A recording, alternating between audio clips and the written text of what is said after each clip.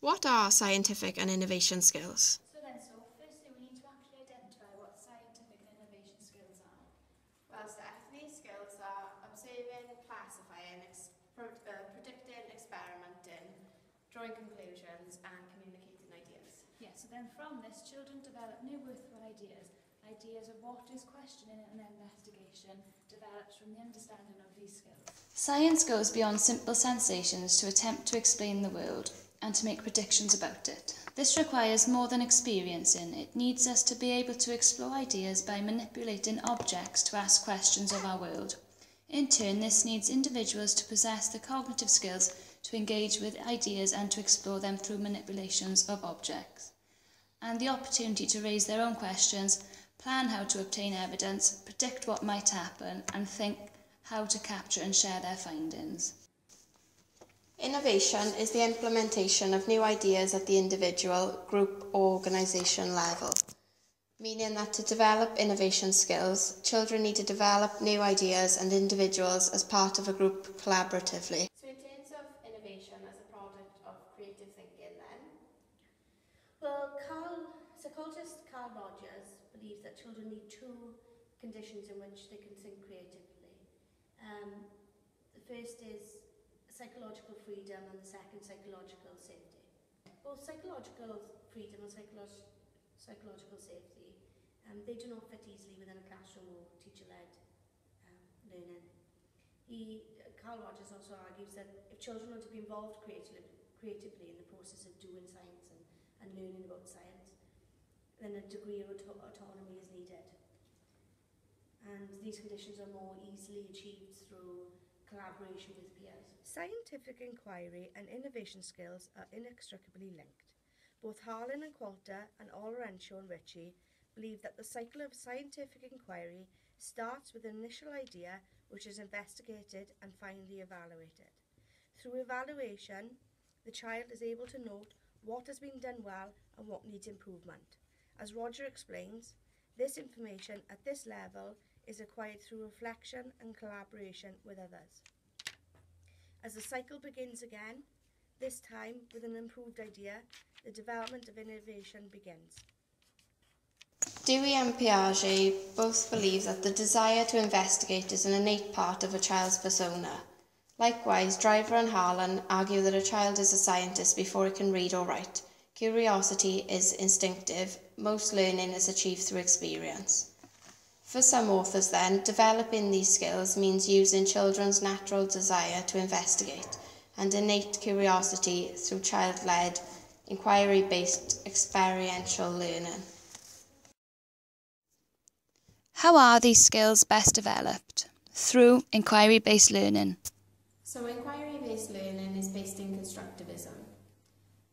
Proponents of inquiry-based learning include Vygotsky, Piaget and Brunner, who believe that children should be self-directed learners and take ownership of the learning through discovery and see the sense of the environment around them. Contrasted with the more traditional forms of teaching and learning, the constructivist view is that children actively construct their own knowledge and make sense of the world around them. Consequently, this fosters a deeper understanding of which they can apply to other situations. Additionally, its importance is rooted in the potential to develop intellectual engagement through hands-on, minds-on, research-based disposition of teaching and learning. Inquiry honours the complex, interconnected nature of knowledge construction, striving to provide opportunities for teachers and students to collaboratively build, test and reflect on their learning.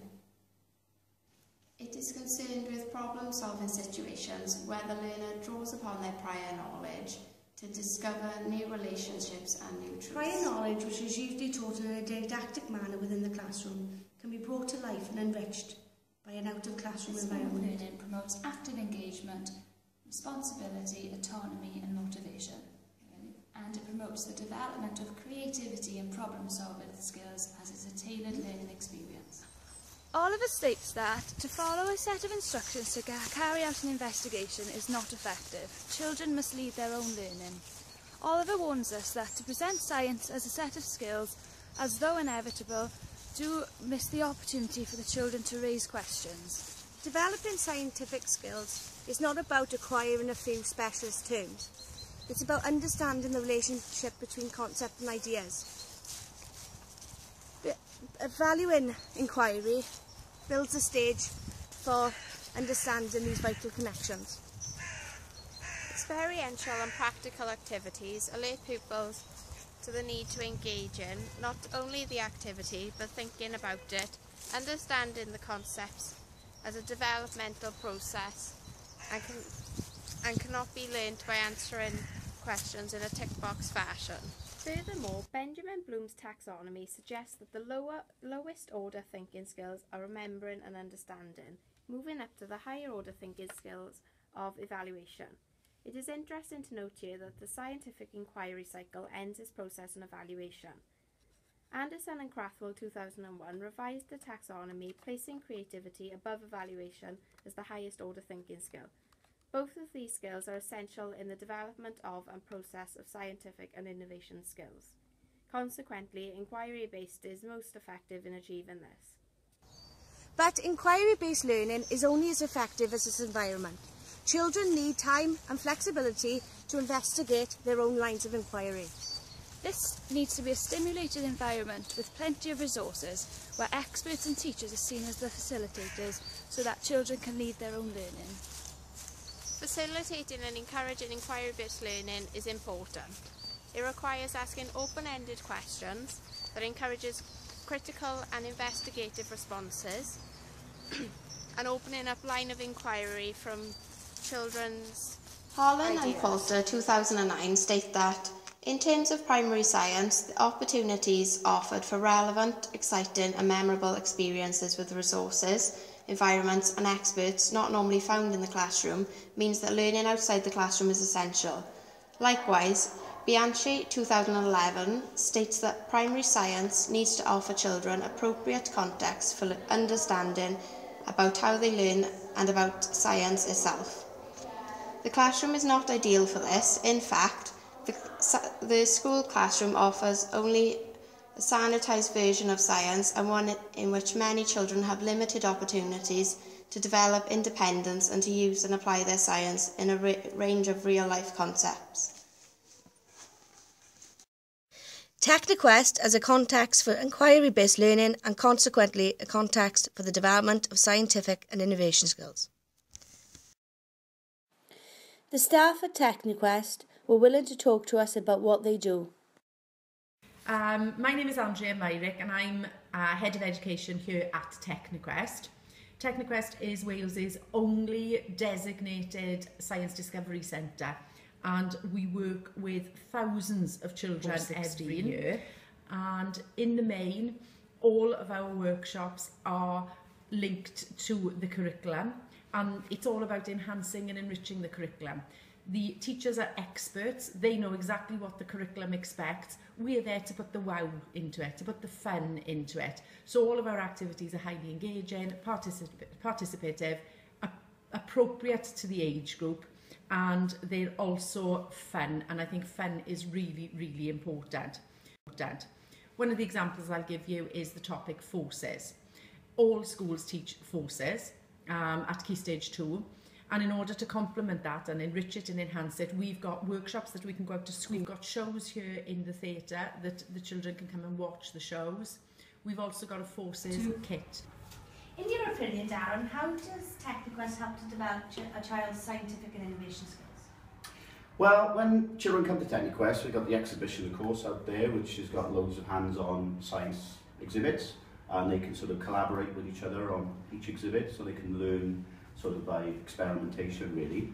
So that's the exhibit. We've got the planetarium, where they can come in groups of 30 and learn about the stars and the planets. So we give them like some kind of presentation, and then they learn about the constellations and the stars, so they learn and collaborate in that way.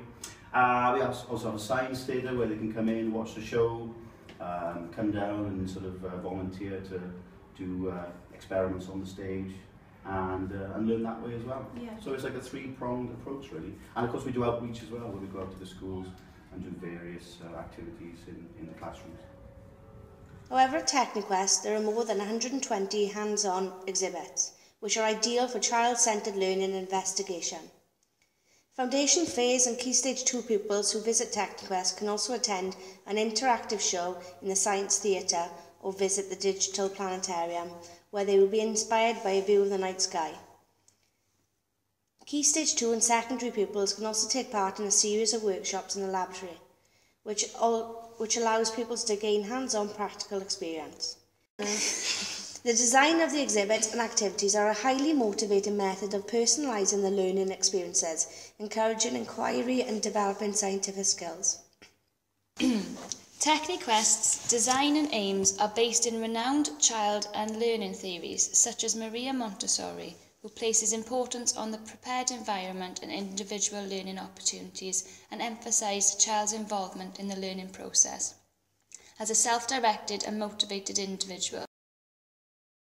Likewise, John Dewey emphasises the importance of experiential and child-centred activities that are motivated and interactive, and built upon a child's interest level.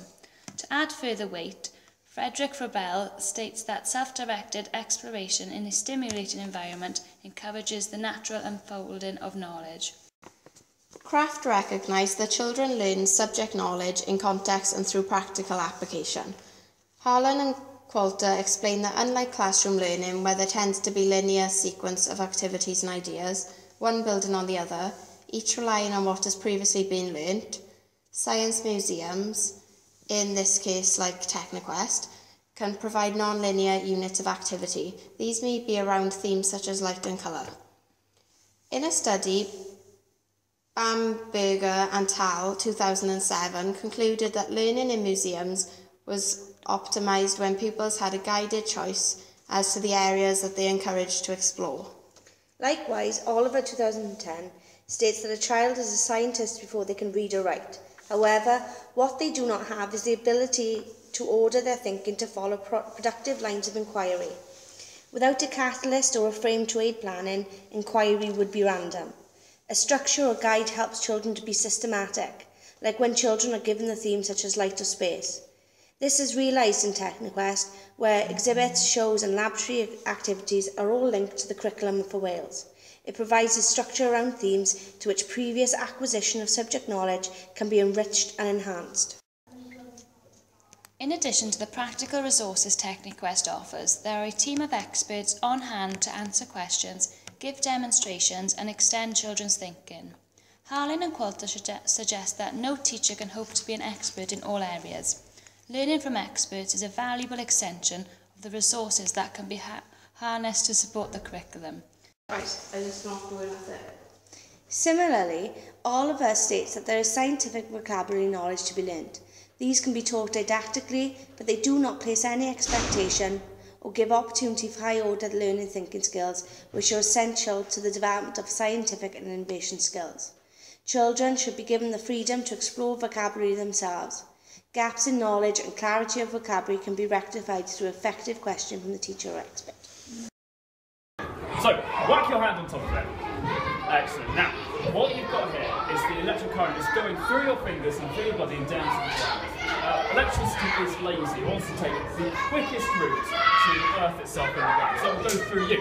Now, if everyone takes their hands off the ball, so I want everyone to try is running their hands along these tubes. Now, remember, electricity is lazy.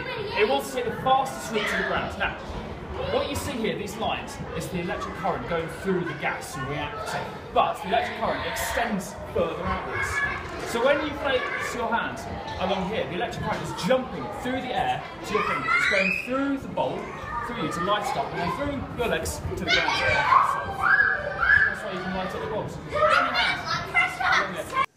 As Techniquest is a child-centred, inquiry-based approach to learning, this lends its hands to collaboration. As noted, this collaboration works best with teachers, experts, or more importantly, peers. Learning with others in this manner is what Vygotsky theorised as scaffolding. Working collaboratively with peers can enhance thinking. This brings us back to what Wagner said. Innovation is the implementation at the individual or group level. might seem crazy what I'm about to say. Sunshine, she's here, you can take a break. I'm a hot air balloon that could go to space. With the air, like I don't care, baby, by the way. Because I'm happy. Clap along if you feel like a room without a roof. Because I'm happy. Clap along if you feel like happiness is the truth. Because I'm happy. Clap along if you know what happiness is to you. Because I'm happy. Clap along if you feel like that's what you want to do. Here come bad news, talking this and that. Well, give me all you got and don't hold it back. Well, I should probably warn you, I'll be just fine. No offense to